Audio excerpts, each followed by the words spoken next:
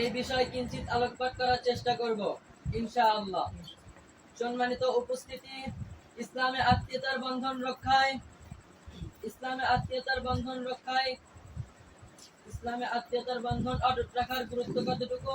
প্রকৃতপক্ষে ইসলামে আত্মীয়তার বন্ধন অটুট রাখার গুরুত্ব ইসলামের দাবি। সমাজে এমন লোক আছে যারা নিজের পরিবার পরিজন নিয়ে ব্যস্ত থাকে আর আত্মীয় স্বজনের ব্যাপারে থাকে উদাসীন। আবার এমন লোক আছে যারা নিজের পরিবার পরিজনের ব্যাপারে বেপরোয়া হয়ে বন্ধুর বন্ধন নিয়ে ব্যস্ত থাকে আর আত্মীয়তার বন্ধনকে কোনো পরোয়াই করে না, আর নিজের কষ্টের অর্থপুরি ব্যয় করে বন্ধু বান্ধব এবং আসরের কাজে। অথচ আত্মীয়তার বন্ধন ছিন্নকারীর ব্যাপারে আল্লাহ তাআলা কোরআন ও হাদিসে কঠোর হুঁশিয়ার এনেছেন। আল্লাহ তাআলা পবিত্র কোরআনুল কারীমের মধ্যে বলেন, ওয়াল্লাযীনা ইয়াকুদুনা আহদাল্লাহি মিন বা'দি মিসাকি ওয়া ইয়াকতাউনা মা আমারাল্লাহু বিহি আন ইউসালা ওয়া ইফসিদুনা ফিল আরদি উলাইকা লাহুমুল লা'নাতু ওয়া লাহুম সুউদ দার।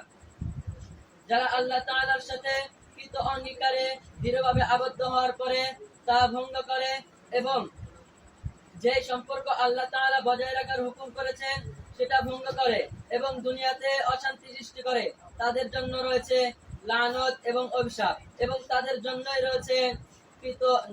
জন্যই রয়েছে মন্দ আবাস।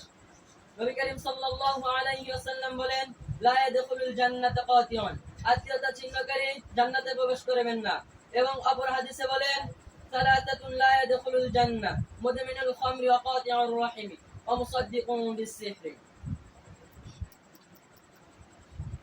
তিন ব্যক্তি জান্নাতে প্রবেশ করবে না। ১ নাম্বার নেশাদ্রব্য পানকারী, ২ নাম্বার আত্মীয়তা ছিন্নকারী, ৩ নাম্বার জাদুকে বিশ্বাসকারী। সম্মানিত উপস্থিতি, আত্মীয়তার বন্ধন রক্ষায় অনেক ফজিলত রয়েছে। নবী করিম সাল্লাল্লাহু আলাইহি ওয়াসাল্লাম বলেন, যে লোক নিজের জিকির এবং ফজিলত বৃদ্ধি করতে যায় সে যেন আত্মীয়তার সম্পর্ক রক্ষা করে। ওয়া আখিরি দাওয়ানা আলহামদুলিল্লাহি রাব্বিল আলামিন।